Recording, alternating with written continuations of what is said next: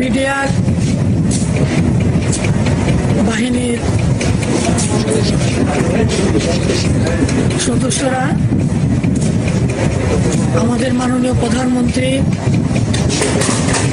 ওনাদেরকে আশ্বাস দিয়েছেন, ওনাদেরকে সাধারণ ক্ষমা ঘোষণা করেছেন এবং তার পরিপ্রেক্ষিতে বলেছেন যে এই বিডিআর সদস্যরা যারা আছেন তারা আমাদেরই সন্তান।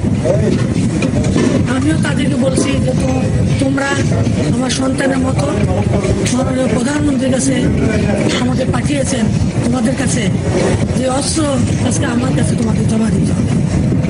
সেই মাননীয় প্রধানমন্ত্রী সেই কথার উপরে তারা বিশ্বাস স্থাপন করে এবং আমার কথার উপর বিশ্বাস স্থাপন করে আমার সাথে আছেন মাননীয় আইন প্রতিমন্ত্রী অ্যাডভোকেট কামরুল ইসলাম, আমাদের পুলিশের আইজিপি সাহেব মোহাম্মদ সাহেব আছেন। এখন আমাদের সামনেই আমার সদস্য বিডিআর এর সদস্যরা আমাদের সামনে আপনারা দেখছেন যে আমাদের কাছে এই অস্ত্রগুলো জমা রাখছে এবং এই এলাকায় বিভিন্ন অস্ত্রাগার আছে।